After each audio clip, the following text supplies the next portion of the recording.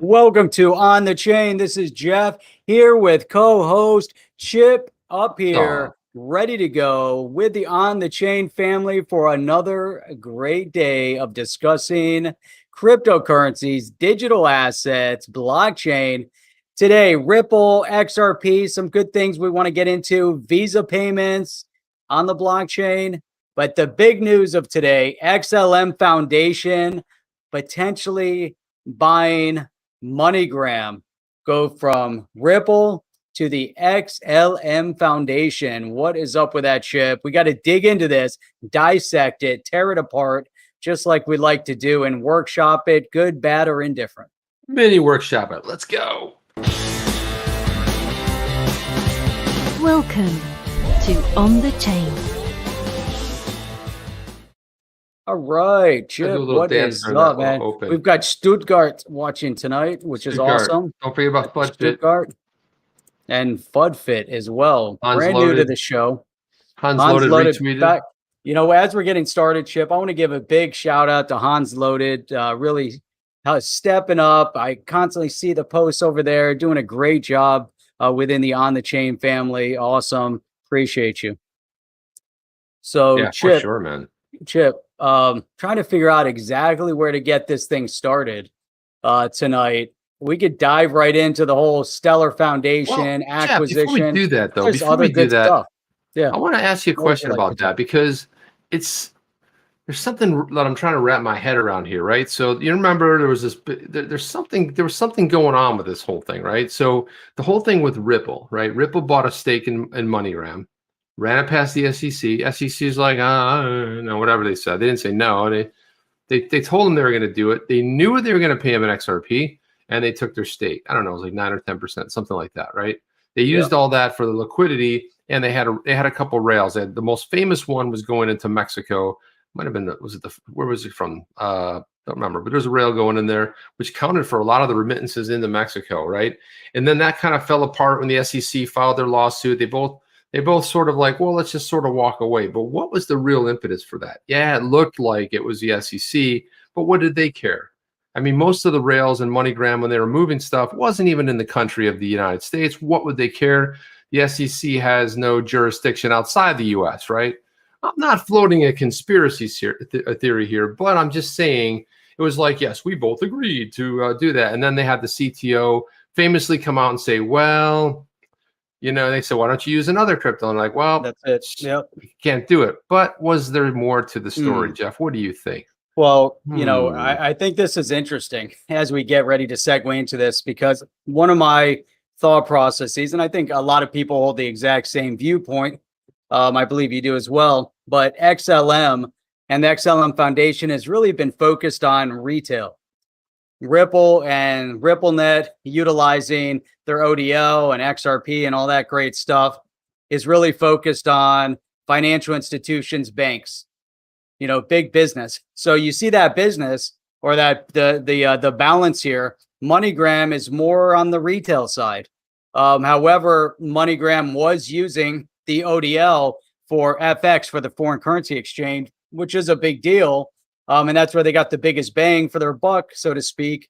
But they were not really in, you know, it's kind of a different business model. So if you take the XLM Foundation, you patch it in with the MoneyGram, and they're very similar in thought process. So, you know, I thought that is, you know, it's kind of my opinion on that. But before we get your feedback, Chip, I do want to give a quick shout out to the sponsor for tonight, Permission.io. Permission.io. You guys know, when you're out there, you're browsing around on the internet and you're bouncing into all these ads. We all run into them. Facebook, Google, Amazon ads are all over the place. All these big entities collecting all your data, making money off of the ads. And it's billions and billions per year. Now, the one thing that we know in the decentralization of our life is that we want to be able to monetize ourselves and also take some sort of control, you know, over ourselves. So Permission.io, enabling you to monetize your data and earn crypto from it. Chip, it's really outstanding. How does it work exactly? Well, basically, it's pretty simple. You sign up, right? You go get an account and you opt in, like you fill out a profile. Like, what do you want to share? And by the way, in case you're wondering, you do this everywhere on the internet, period. Especially when you're on social, you're like, hey, do I agree to the terms? Yeah. And then it's like, they're a mile long. No one ever reads them, but that's what they're doing. Every time they show you an ad, they're basically sharing stuff about you. What is this? This is putting you in control of your data. You choose what you want to share. You choose if you want to engage or not. And they'll serve up an ad. They might serve up like a cool video. You watch the video, but it's based around things that you've already shared. It takes about maybe 5 minutes from inception to earning crypto. And then you get crypto when you sign up, the Ask token. It's actually fantastic, really easy. Easiest way. This is what I would recommend to your friends too. It's like, hey, you want to get involved with that and you just want to do what you always do? Try this out. Here, let's put the browser plug in, put it on your machine. You see a video, hey, check out this video, and then boom, check out your wallet, because the wallet is embedded inside of the and it's, I don't know, Jeff, it's just, I gotta tell you, it's the easiest way to earn crypto. Or you could have bought XRP and you get a free airdrop, but that's it. Yeah, too. So permission.io, pretty cool. Yeah, check it out. It's in the yeah, big shout out. They're down there in the description, I should say. So all right, so let's go back. Let's go check out this whole idea, Chip. What are your thoughts? You're talking about this idea. They're separating away from MoneyGram. They're selling their stake in MoneyGram.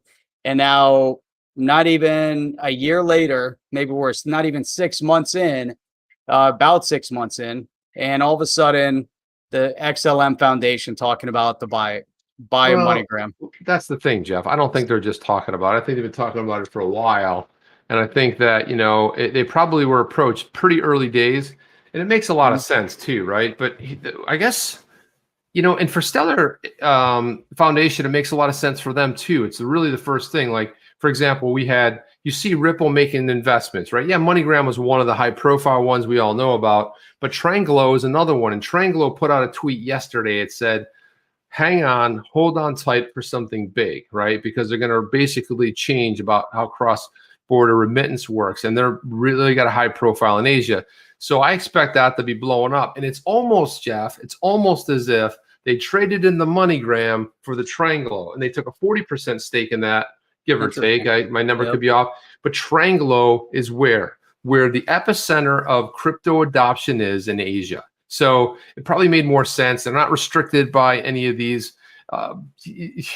non-clarity issues around regulation. No, man, they're all set over there. And that's really makes a lot of sense in the investment. You're kind of like, well, geez, that's weird. Jeff, why would they invest in Tranglo? Epicenter of crypto adoption is in Asia. Man, I like it. And that's exactly right. And man, so we're seeing some adjustments, seeing some changes, a lot happening in the crypto space, a lot happening in the CBDC space as well.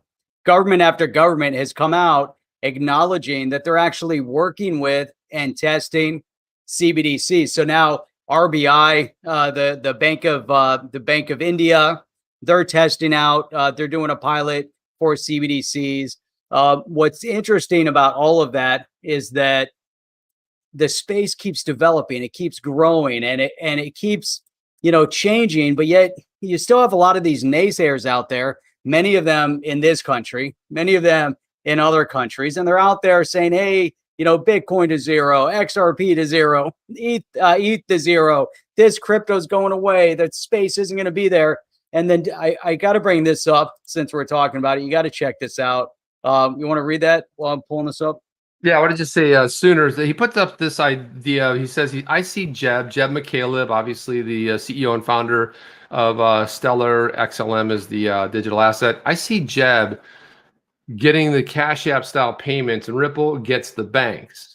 So just maybe a theory, but one has to wonder. But that's actually a very astute sort of observation. It kind of ties into what Jeff was just saying, where you had on the retail side really was XLM. We think that's what ultimately split them up. They wanted more retail, and institutional is where Ripple was headed. But that was just the beginning for starters. But guess what? They famously asked the bank robber, like, why do you rob banks? And he said, that's where the money is. So if you want to look where the money is, it's in the banks. And Ripple ain't no fool. They know where the money is. And they want to move it all. And they when you come out of the gate gunning for Swift, a 40-year-old, plus institution, they weren't shy about it, Jeff. So I like that. It's a very good, astute observation there, Sooner. I like that. So check this out. So I have to bring this one up because in the space, we saw some conversation down in El Salvador. They're getting closer to Bitcoin, Paraguay, all these other countries. But the old Soviet bloc, we go over to the Eastern European areas, and here we have Ukraine. And so the Ministry of Digital Transformation hopes to see 47% of Ukrainians using digital assets by 2024. He's not talking about CBDCs. They're talking about digital assets. I like the digital asset industry in 3 years, right? So here it says the report in Ukrainian entitled Virtual Assets of Ukraine 2030 reflects the results of research conducted between March and June by the ministry with together with crypto exchanges. So here we go. Crypto exchanges. Now they're really exploring from a broader perspective, miners and other cryptocurrency participants. Chip, I think that's massive. It's huge. I mean, we haven't seen any other countries getting there yet. But you know what happens after the first one says it, and somebody else they kind of lay the road. It's like, hey, that thing went over pretty well, and people seem to be pretty pleased about it. So that's going to pave the way for other countries to be able to say, hey, you know what? We'll see your 2024. We'll raise you 2023. You know what I mean? We'll get up by there on 2023. Boom, super sticker from Sooner. Thank you for that, man. Appreciate it. Much appreciated. It's probably something really cool, like a little guy waving a flag or something. We can't see it in here. They gotta do something about that. You gotta fix that. There's a few things I would by the way, I still own MoneyGram. This David Muturo says MoneyGram still holding XRP. Yep, potentially. Yeah, could be. I'm still holding MoneyGram, and I got in $1 something, so it's it's over 10 now. All right, so here you go, Chip. This is the structure. This is what we should start seeing rolling out in a lot of other countries, right? Provide an appropriate legal framework. They're not talking about the overzealousness of government to overregulate. They're talking about an appropriate legal framework. Ensure a stable taxation regime for the next 3 to 5 years. Allow crypto companies to open bank accounts. What is the one thing that we see even in the US, how they have really penalized crypto companies from trying to get into, have their own bank accounts. Issue a central bank digital currency. Interesting. Reform the courts to enhance the protection of private property. Man, I like that. I like those statements. There's obviously a lot more that could be added to it, but what are your thoughts?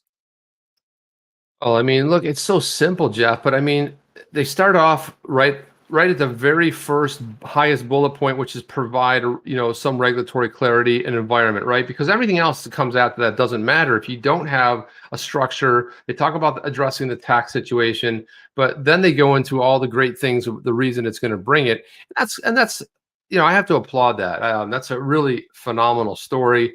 We're going to have to keep our eye on that because I have a feeling that has the potential to move up. Yeah, they're saying 2024, but they're giving themselves some freedom that what if they hit it in a year and like a couple of months? That's 2023, right? Wow. So they're giving themselves reform courts, issue bank, they're going to do a CBDC. Not that I'm not, why wouldn't they? I mean, it's the government would do that, but that's not the biggest thing. But crypto companies to open bank accounts, kind of what happened here, the idea that banks could custody crypto, right? It's a good thing. It's big. No, it's big. But look at this. Tokenized assets. They say that it should become part of the existing financial system.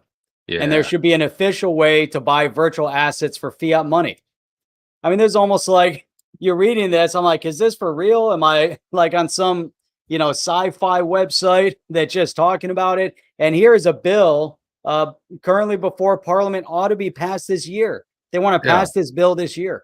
We're not playing games, Jeff. They understand this is huge. It's huge. Well, they understand the importance, and how excited would you be if we were reading that about whatever country you're in right now? You're like, oh my gosh, they're going to do all this stuff, and they want to do it before the end of the year to get it rocking. That's awesome. There you go. Here's the last statement. By 2024, Ukraine should become the top 10 crypto nations. Whoa. You want to be in the top 10. So look at these countries. They could still be considered in the developing territory. And they're looking at this opportunity to say, hey, you know what? If we move now, early mover advantage. We can structure this in such a way that we become a player to actually dictate the outcome and the direction and the regulatory framework on a global scale. And these guys could adopt. They want 47% of the population using the digital asset and 10% of businesses having their assets tokenized. Dude, did you say I saw that. I saw their ass. You say ass? Ass apostrophe. Okay, I'm just checking. Ass. Ass. Okay, ets. Or ass ets. Okay, got it. I got stuck on the first part of that, and I was like, "Whoa, did Jeff just say that?" You know, Jeff, I have to be honest with you, man. Sometimes, sometimes I change of plans. I'm like, I just feel like I want to share this video because it was pretty interesting. I think we should look at it, take a look, just kind of like freshen it up a little bit. Let me grab it up here. And this is a good one. Well, no, this isn't the one you're thinking about. Well, maybe it is. Maybe it is. But if you guys didn't see this yesterday, it went viral. Probably some of you probably seen it. But you know what? Everyone that watches listens to the podcast or watches us isn't necessarily familiar with it. But let's just play a little bit of this. And there was a bunch of funny things about this video that people tweeted as well. And I affectionately refer to it as "Hey babe, hey babe, hey babe." So this is none other than what's his name? The kid that used to be in the 70s show, Ashton Kutcher, who's also a big time investor, who's also probably close to a billionaire. He is I don't know. Do you know that, Jeff? That he's a billionaire? He's pretty close to it. Yeah, the guy invests a lot. He's invested very well. So the weird thing is he married his co-star on that show, on the 70s show 20 years ago. She was a kid on that show that he got together with. But his name was Kelso and her name was Jackie on the show. If you guys remember that 70s show. But anyway, so here they are talking crypto. Let's just listen in. All right. Hey babe. Yeah. What's crypto? It's digital currency. Hey babe. Yeah. What's blockchain? It's like what information's stored on. So like, it's, what information is stored on. Hey babe. Yeah. What's decentralization? Oh, there's not one person in charge of anything. So it's everybody keeps everybody else in check.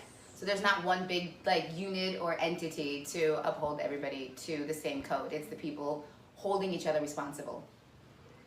Hey babe. Yeah. What's Ethereum?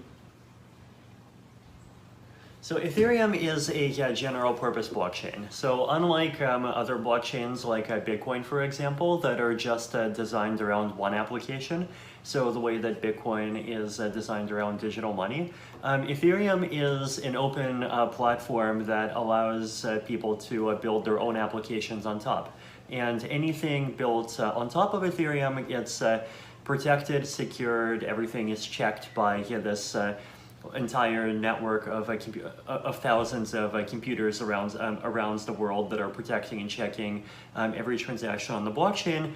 But because it supports a programming language, developers have this unlimited creativity in what kinds of things that they actually create on Ethereum. So you can use Ethereum to make cryptocurrencies or NFTs or many other kinds of things. Mm-hmm. Mm-hmm. Yeah, that makes sense. Hey, babe.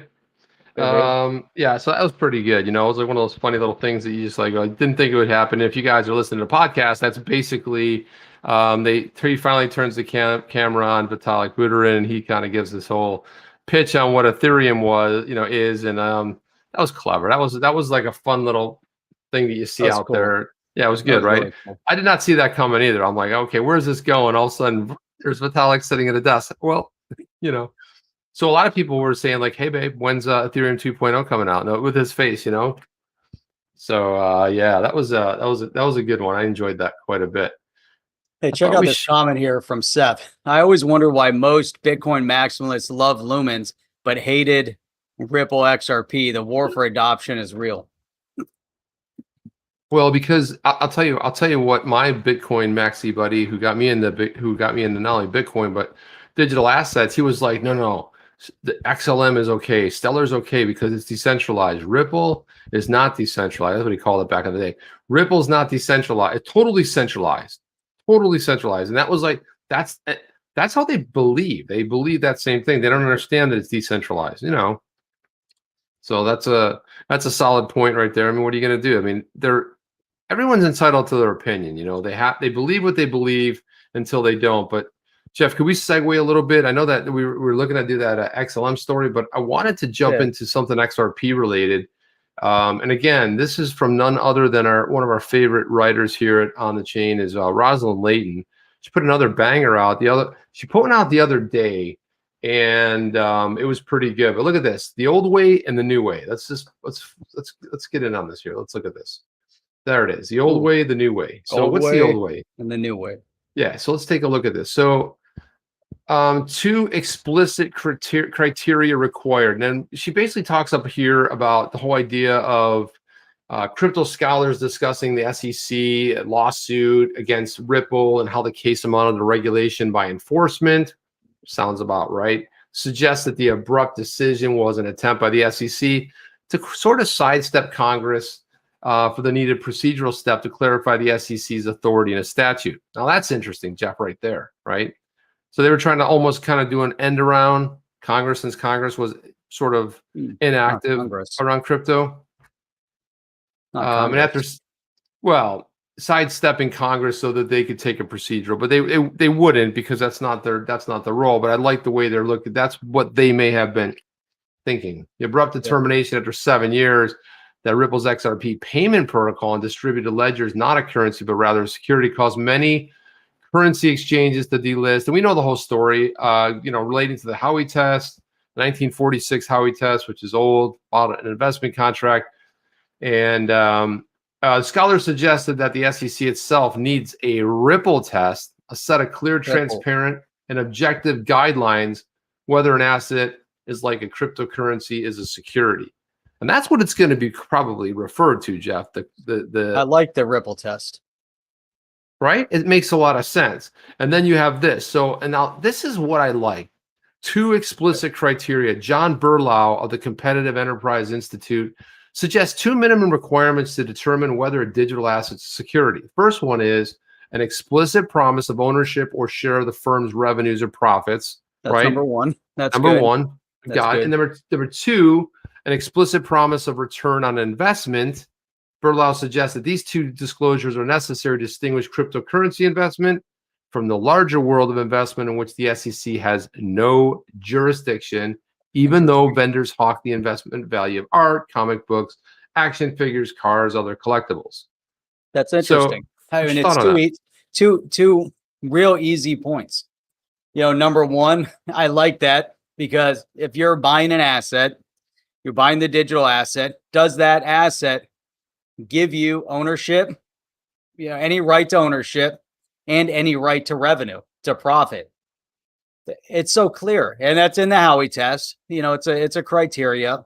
So here you have very clear cut in easy language to understand. And you say, well, I just bought this XYZ token and all I have is this XYZ token that I hope goes up in value.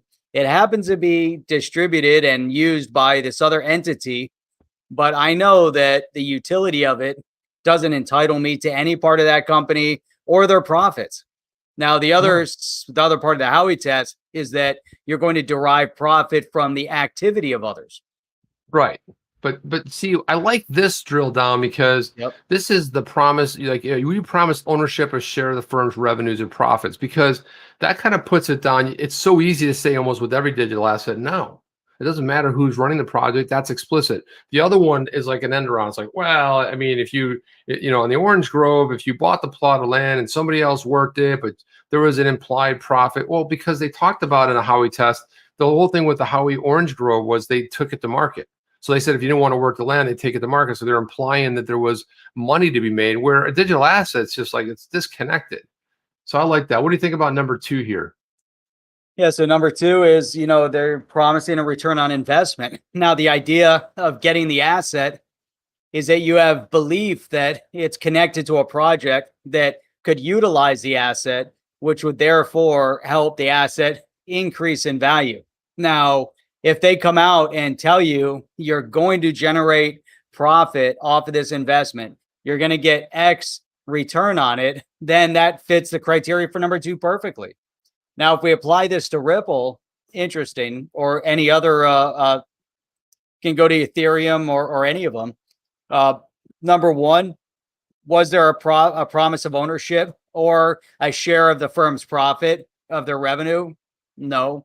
Number 2, was there an explicit promise when you bought XRP that there was going to be a return on your investment? Now, you listen to all the people talking. What do you think, Chip? Yes, no? Was there a promise? No, there was no promise. And not only that, but most of the people, as you know, John Deaton determined when he put that poll out there, almost 90% of the people didn't even know what Ripple was. They were like, I don't know, I bought digital assets. I came for the Bitcoin, I stayed for the XRP. And some of the other digital assets, when they bought it, yeah, they might have known there was a company behind it, but no one thought they were buying part of, I mean, first of all, Ripple's a privately owned company and they have their own investors.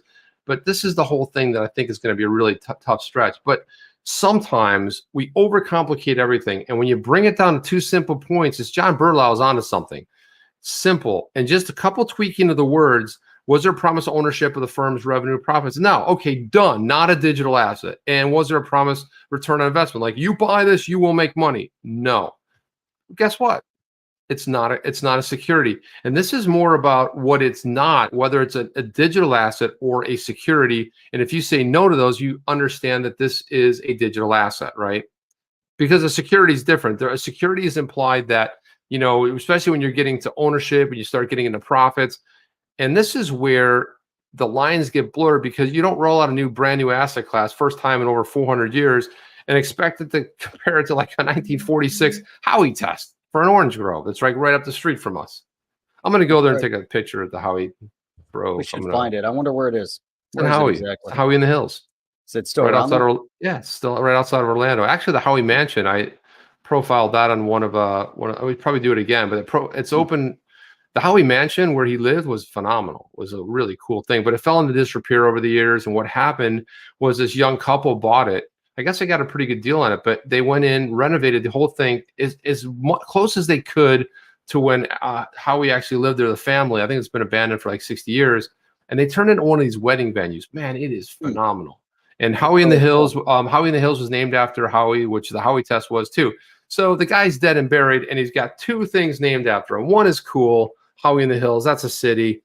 And the other one's like, it's kind of wearing out its welcome, which is the Howey test. Like, But the Ripple test, this is what I like about this article, could totally replace it. And then go on to say that Berlau notes that the state and federal fraud statutes are already encompass cryptocurrencies, and these laws can be further clarified to assign jurisdiction of crypto to a specific agency. And this is kind of what you and I have talked about. We've discussed the fact that there's too many cooks in the kitchen, right? There's already some regulation that happened. You know, they've already, was it FinCEN that fined Ripple back in 2015, audit them every year, right? Talked about it being a currency. Talked about Department of Justice calling it a currency. You have multiple government agencies calling it a currency, and then the one that's supposed to be helping investors comes in and starts, pushing its weight around, thinking that everything's a security. That's a security. That's a security. It's like an Oprah, right? Security, security, security, and they're wrong. And this is what I like about this. Yeah, that's a great point. And as you look at how he's developing and digging into this, there's one of the biggest issues in government is that they create laws, they ignore said laws, they create new laws to resolve an issue that there's already a law but they forgot about it, or it's so buried in verbiage that they forgot in the 5,000 pages, they forgot that part of the law was covered because no one's going back to read those 5,000 pages. And here you talk about, notably, Sarbanes-Oxley, framework already limits opportunities to legitimate investors and entrepreneurs in the field. So there's a law there. And look how he starts. Berlau notes that state and federal fraud statutes already encompass cryptocurrencies. All you need to do is tweak them a little bit. They're there. Right. Fraud is fraud. Cheating is cheating. If you're, creating a Ponzi scheme, it doesn't matter if it's a cryptocurrency or if it's done on paper.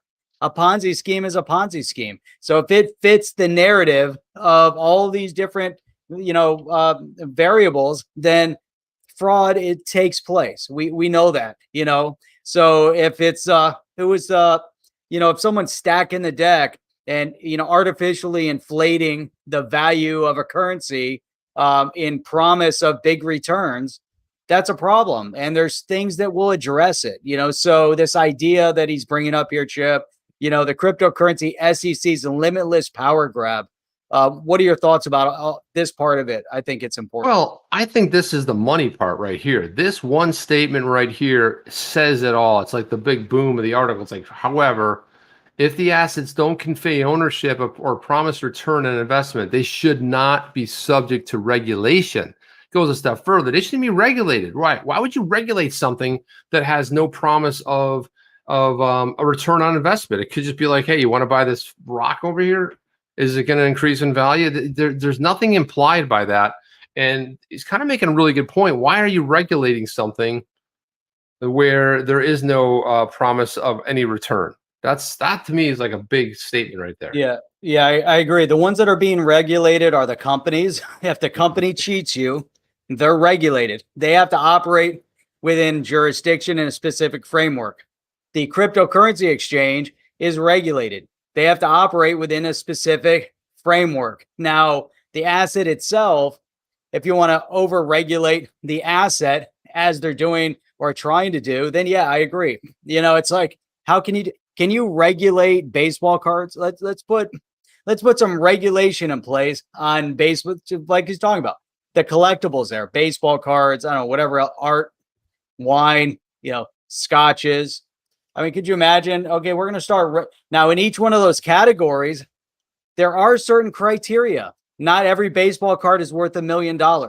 There's rating services that will identify whether or not that baseball card has value. And then you get it rated, they package it. Everybody agrees to the packaging and the rating of that valuation. And then it goes to auction. So why would the digital asset be any different? It's limited in supply. People have an assessed value to it. They've agreed on that value. It's documented in the blockchain. And that's it. I mean, it's kind of it's an interesting dynamic when you start dissecting it. And one last point, Chip, the regulatory clarity that I always reference are the rules of the road. The regulatory clarity that Warren Davidson was trying to address with the Token Taxonomy Act are the rules of the road. Make some adjustments to the Securities Exchange Act of 34 and the Securities Act of 1933. Make some adjustment to that. Tweak it. The IRS code of 1986. Tweak it a little bit. That's all they're asking for. We get a lot, really. Chip, where are these guys going wrong? Do we want to overregulate or not? Well, this is the constant battle. If you don't regulate enough, then you get the Wild West and you get all kinds of craziness ensues. But if you overregulate, then it's just like when you're driving in the car. You try not to hit something, you oversteer, and you end up in a ditch. That's kind of what happens. I wanted to throw this up here because Carol Goforth, she's from the University of Arkansas School of Law. Now, she was on that famous podcast with John Deaton. Rosalind Layton was on there as well, and also Carol Goforth. And I think she had some unpopular opinions as what we might think, but she's also making some interesting points.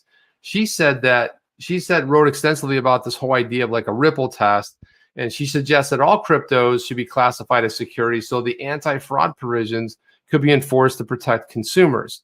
That's interesting, but I think, let's get into it a little bit.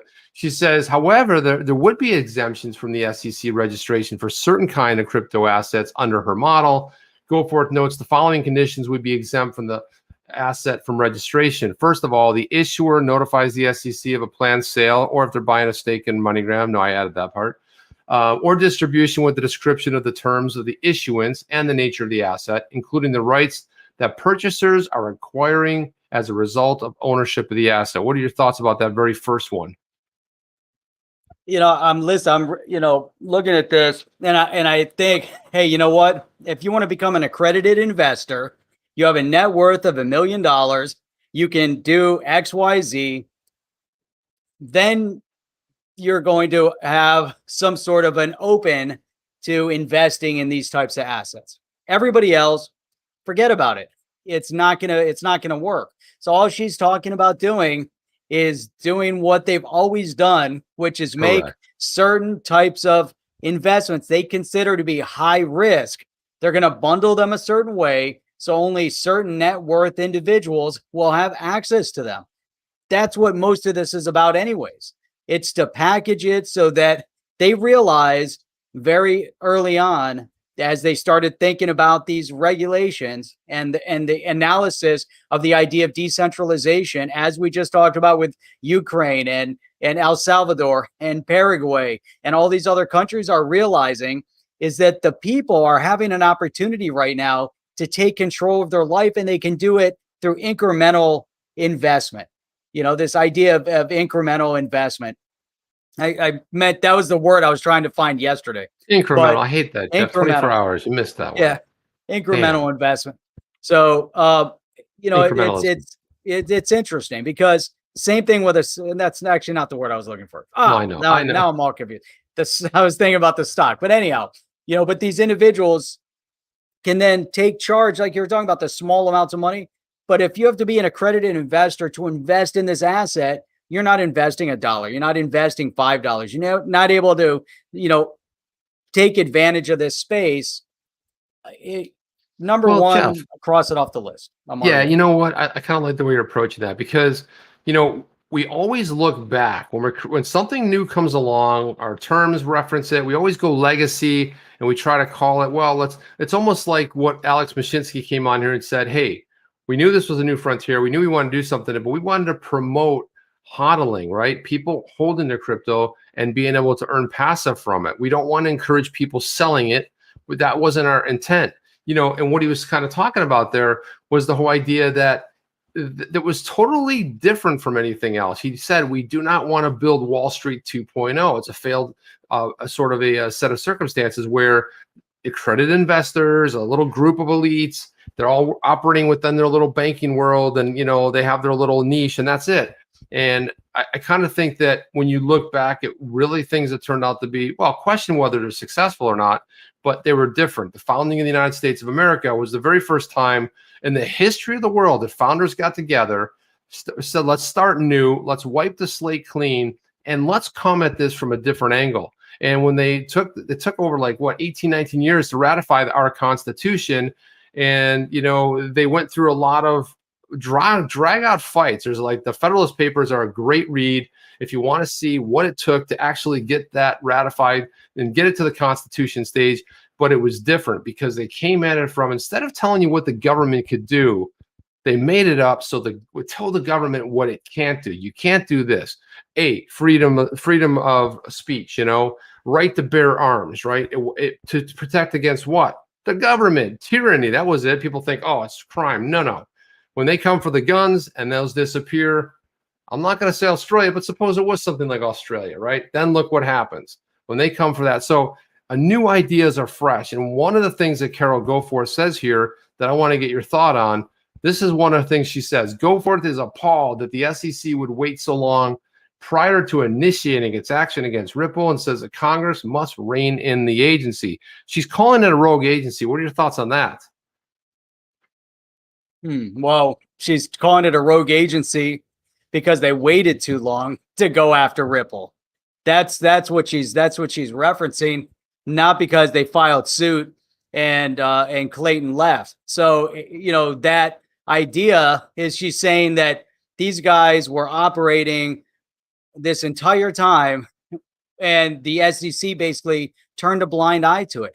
So where does she stand in this whole framework? What I would like to get out of her is, where does she stand? What side of the aisle does she stand on in relation to the cryptocurrency space? In favor of or against? Is it only for a certain class of people or is it for everybody? Is it supposed to be decentralized or does she want it centralized? What's her opinion on this? Because you can't just come out and start, you know, spouting off some ideas without truly understanding the thought process that goes behind her ideas. And I guess we can get it out of her tone and voice, because if I look at that one statement, of this Goforth, then that's what I'm going to get out of it. I'm going to get out of Goforth being against the cryptocurrency space. I could be wrong. I'm going to be honest with you, Jeff. This is so boring that I don't even think I could stand reading more than just one of them. So I was like, oh God, this is just like, it's like the crypto assets, the issuer, the asset, like this. It's like old school stuff. And they were hammering her pretty hard on that podcast call. But I like that Rosalind's like, she's giving different opinions on, talking about, she's talking about other frameworks. Bronlyn Howell, an expert in digital economy, notes the deficiency of the SEC's approach to distributed ledger systems, which focuses on funding rather than the function. She observes that the tokens can exhibit some characteristics of securities, but they perform very different functions, and hence they do need a new regulatory framework which takes into account applications and users. And that is what's wrong with the Howey test, is it doesn't have anything to do with that. It's just, Right. No, go ahead. Sorry. Yeah, I would say this has also been described as a utility token approach, which was developed in statute in Montana and Wyoming. And Jeff, right there, why do you have to look any further than to where it's been successful? Montana and Wyoming. The states are powerful in, coming up with the legislation, and it could be adopted in a national sense. Yes or no? I agree. Yes. Yes. That'll be a yes then. Yes. I'll take I agree. I like this, Howell. I like this, Howell, a true expert in the digital economy and understands the idea, behind the utility token approach. Right. Brilliant. And that's the part that's really missing. And that's why I think this article is so brilliant. She puts it all. Mathematician Petrus Pogaider says that the expectation of a profit from ownership is significantly related to the general outlook on cryptocurrencies and not solely to the effort of Ripple Labs, which we've been saying all along. And why is the SEC so thick-skulled? They can't quite grab that. He cites the evidence that XRP's fluctuation is highly correlated around 0.3 with Bitcoin and supports a Ripple test, which would recognize that the asset may have some aspect of a currency, have no explicit claims of profit, and whose value is not solely attributed to the efforts of the promoter of a third party. They're all kind of saying the same thing here. Yeah. Yep. Except for Goforth. She wants all kinds of old school regulation. Yeah, send Goforth packing. That's why I say go forth. Get out of here. Go forth. Beat the road. Go forth and leave us. But you got to show some difference of opinion, So she gets into a conclusion that Berlau and Goforth are among the two scholars which have detailed the overreach of the SEC. Yes, Jeff, you pointed out, but yes and no, right? Yeah, it's overreach, but we ought to do this, this, and this, make it very, compartmentalized. And that's where I think, yeah, that's where I think it's wrong, right? And then what is our resident PhD in economics? Economist? What does he think? What is Sergio, a resident OTC economist? What does he think? That's you know what? Put up I think I've got. Wait, I think he just sent me a statement here. Can I play it real quick? Oh, please go ahead. All right. Wie einst Lily Marlin. Wie einst Lily Marlin. Well, that's not bad, Jeff, but I prefer the remixed Hans Loaded version because it's a little peppier. Wie einst Lily Marlin. Wie einst Lily Marlin. Wie einst. I like that at the end. That's just fantastic. I just Crypto Sweden says we need a new version. Yeah, we do. Look at me. I don't know what's going on here. I got some kind of some laggage. Got a little laggage here. It could be I've had internet. The storms have been crushing my internet lately. As long as you can hear me, that's all. Yeah, me too. Our internet's gone out like 5 times today. Yeah, it went out twice yesterday. It went out 3 times today. So I don't know what's going on. Jeff, take the helm. I'm going to pop out for a second. I'll be right back. Let's see if I can fix it. Oh, wait. The helm. Hang on well, while we do that, go ahead. Is it working? No, it's all over the place. No, you're all over the place. Yeah. Go ahead. Go forth. All right. I'm going to bring this into the stream here. This was a comment from last night's video. So this is Property Rich said, and I thought it was an interesting comment that he left, and I thought it'd be interesting to talk about a little bit. But he said, "Hello, I've contacted Kraken to ask if they will support the Songbird airdrop, and they said no. I've copied the replies. No worries. So at the moment, we do not intend to support the SGB airdrop. We do intend to honor our commitment to supporting the Flare airdrop as much that it is safe to do so from a technical and regulatory perspective. As per Kraken's policy, we have no control over which airdrops are sent to our corporate wallets while we hold your funds. In order to pass down an airdrop, we would need to support that cryptocurrency on our exchange. However, the vast majority of airdrop cryptocurrencies do not meet our listing requirements. Stellar, Lumens, XLM, and Spark Flare are the only airdrops we've supported to date. Even if we end up supporting an airdropped cryptocurrency later in the future, if it does meet our listing requirements, we are not obligated to credit airdrops that occurred in the past or which will occur in the future. Can you please contact Hugo to get him to do something about this to change the way the airdrop is going to happen, or have them contact Kraken, please, and put this on your Twitter. So basically, SGB not going to Kraken. What's up with that? And even if they do the airdrop, supposedly Kraken won't even give it to them. I don't know. Kind of crazy. Well, they can't control what hits their corporate wallet. Yeah, but you know what they can do? It can be controlled from hitting your corporate wallet. So this could end up being the most scarce thing and driving a value up, right? You think about it, it's supposed to be 15 billion and not that many actually get released. Because I mean, what are the chances of Coinbase supporting it? I know they supported it in a bunch of states, right? And also, what about Uphold? What if we'll Uphold? I mean, BitTrue always is on top of the list. BitTrue comes through. BitTrue is like the day the announcement came out, and we're supporting it, right?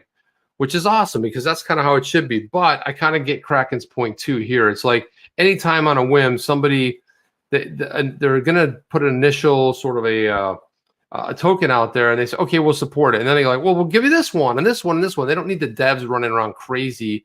If they support this, that means what? They have to support every. Let's say they have a lot of currencies on there right now. So anytime that currency wants to do an airdrop, they're like obligated to support it. You know, it takes developers to engineer the back end, get everything ready.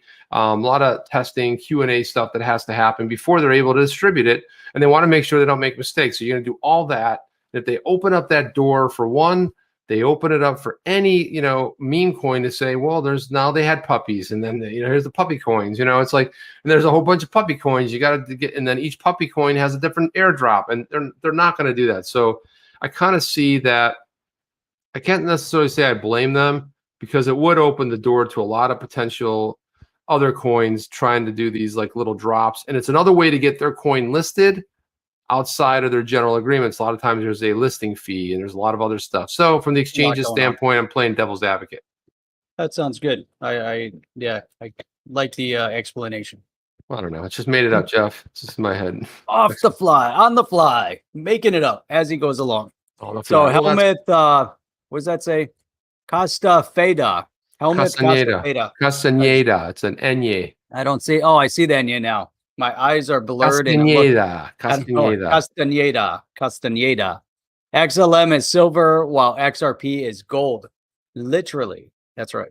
Well, somebody sent a comment. I wanted to put it up there, but they said, I hope XLM is the one. I hope they're all the one. I hope there's so much out there that XLM, look, I hold XLM, I hold XRP, a lot of the good real utility stuff, HBAR and Cardano and they're Algorand, they're all they all have their own things, they all have their own niches, and they're all got really solid utility and strong teams behind them. So yeah, I'm cool with the MoneyGram thing. Yeah, man. I mean, look, more adoption breeds success for other, we want to float all the boats in crypto. We all win together, man. There's not going to be the one. Some will perform better than others. But Jeff, when he tied that back to how XRP moves with Bitcoin, that's something I didn't really think about. We always know that when Bitcoin ups, XRP rises, and then it rises and falls with that. But it's actually a good point. It's actually has almost nothing to do with whether or not it's going to rise on Ripple's, whatever Ripple's efforts are. It has nothing to do with it. It never has, and it never will. That's the thing. So XRP, you get all this great news, Ripple's this, and everyone comes out and you see all these comments, and they say, well, Ripple did this amazing thing. Why is XRP stagnant? Why isn't it moving? Well, there's no utility.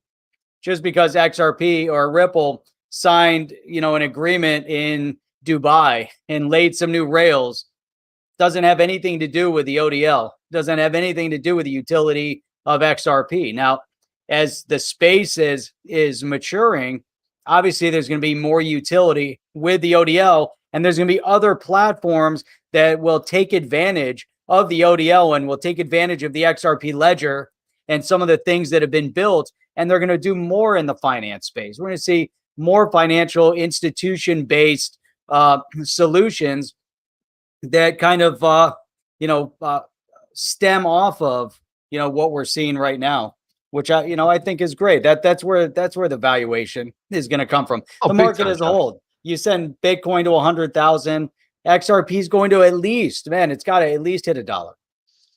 Oh, it's going to blow past that, man. Nobody has a clue, and you know why? Because we're not paying attention to the details. That's what we're here for, bringing it all together, workshop. And why is that, Jeff? Because Visa is going to acquire cross-border payments fintech Currency Cloud. And you're probably going, well, that's interesting. Why is Visa so steeped in the whole payment space? I mean, they're a credit card company. Why do they care about that? Well, look at this. Currency Cloud announced partnership with Ripple to process cross-border payments on RippleNet. So that's an interesting announcement. Look at that, right? So they do this deal, a great partnership. Currency Cloud ends up getting acquired by Visa. And it's like, if you're not paying attention to where all the partners are, all of this stuff, yeah, it's Visa, but on the back end, with all these APIs that Currency Cloud has built, you have all these other, hundreds of companies that are moving money. And where are they doing it on? They're moving it on RippleNet. So this is a fantastic development, because I look at, and it says right here, the lines between traditional payment networks and fintechs continue to blur with Visa's acquisition of the London-based firm. They announced on Thursday they signed a definitive agreement to acquire Currency Cloud. The fintech platform supports about 500 banking technology clients around 180 countries, and they have APIs that they create. So you basically license their software, but it moves through Currency Cloud, and guess what that moves through? RippleNet. Nice. Right? I love it. It's good stuff. It's good stuff, man. I mean, it says right here, the acquisition of Currency Cloud is another example of Visa executing on our network strategy to facilitate global money movement. Consumers and businesses increasingly expect transparency, speed, simplicity when making and receiving, and they expect it to be fast. That's the other thing. That's one of the key things, fast.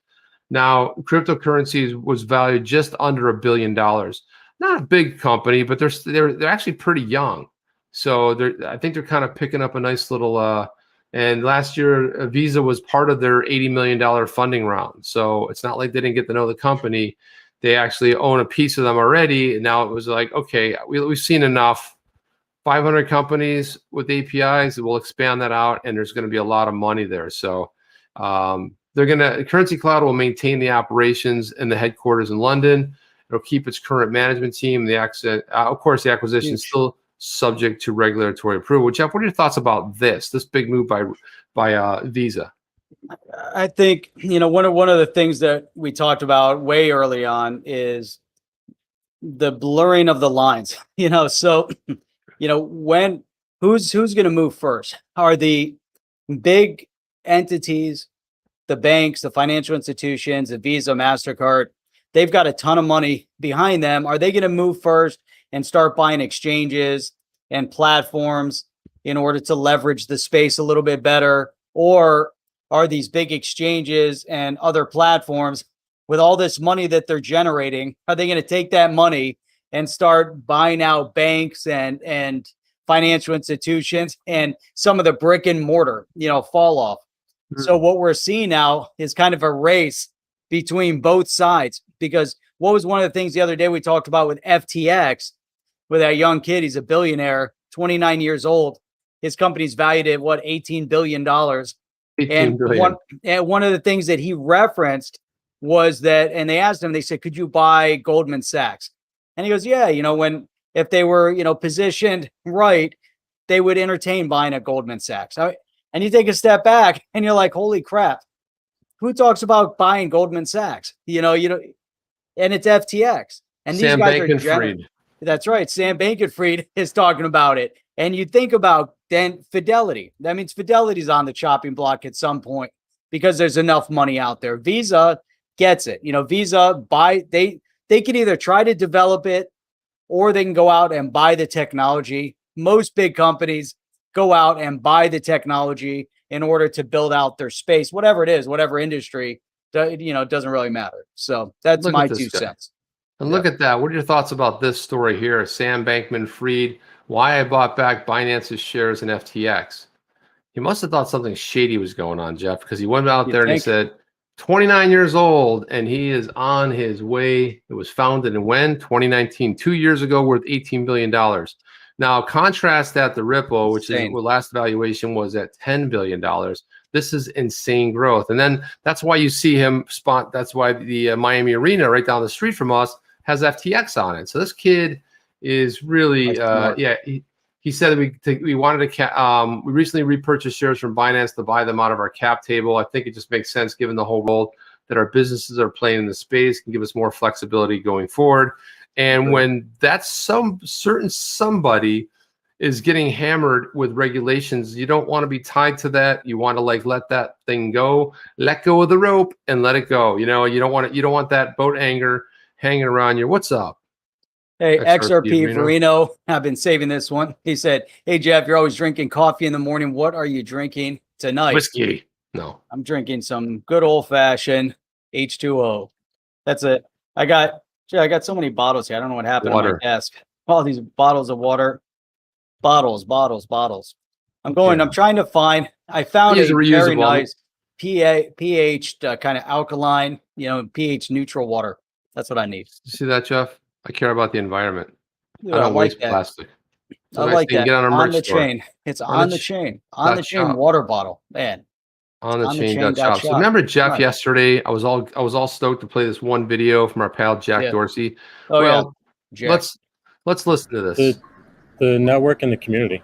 It's so the question is like, why are you so hyped about Bitcoin, right? And this, my God, I don't know if he's in like some Thailand prison somewhere. I don't know where he is exactly. But here, let's just listen to this. It's deeply principled. It's weird as hell. I don't know where he is. It's always evolving, and it just reminded me of the internet when I was a kid.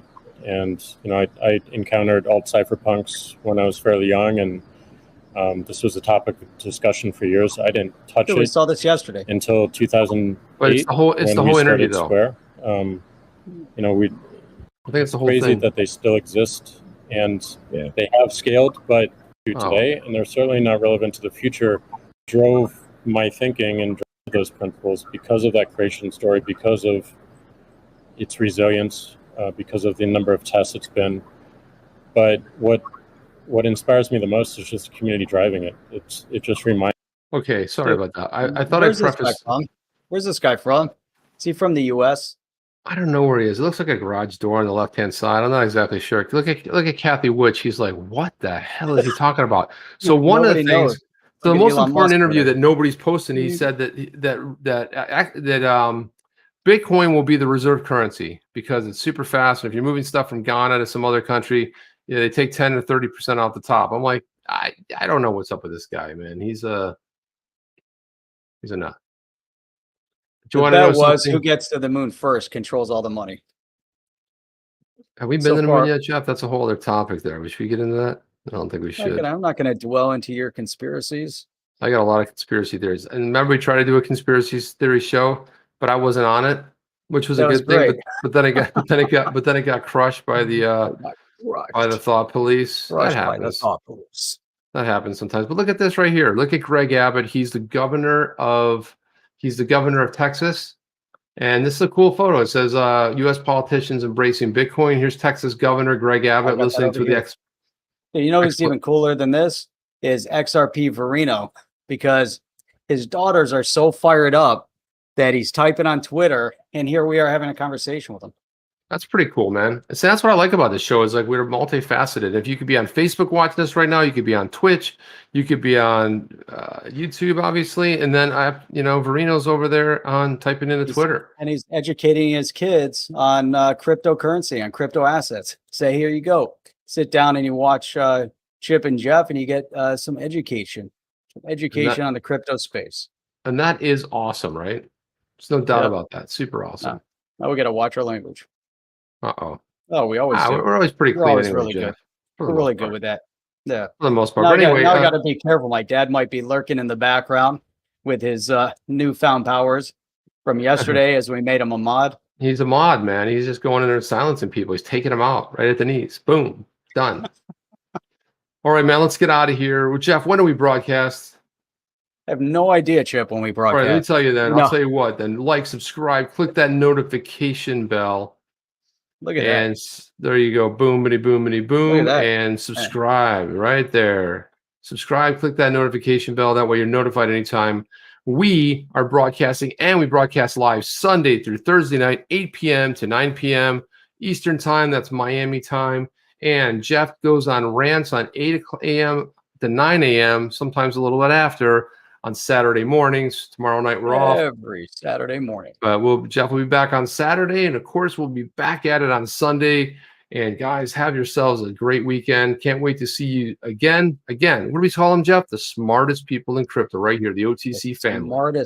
The smartest people in the cryptocurrency space on YouTube, right here on the chain, chain family.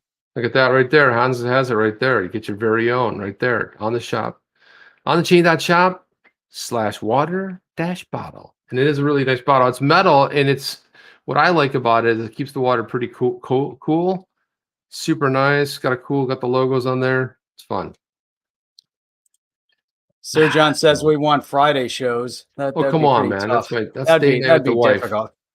Yeah, that's date night with the wife, and drinking night. On Friday. After a bottle of wine and a couple. You of remember when we did scotches. the whiskey show? That didn't fare out. That didn't work out so well.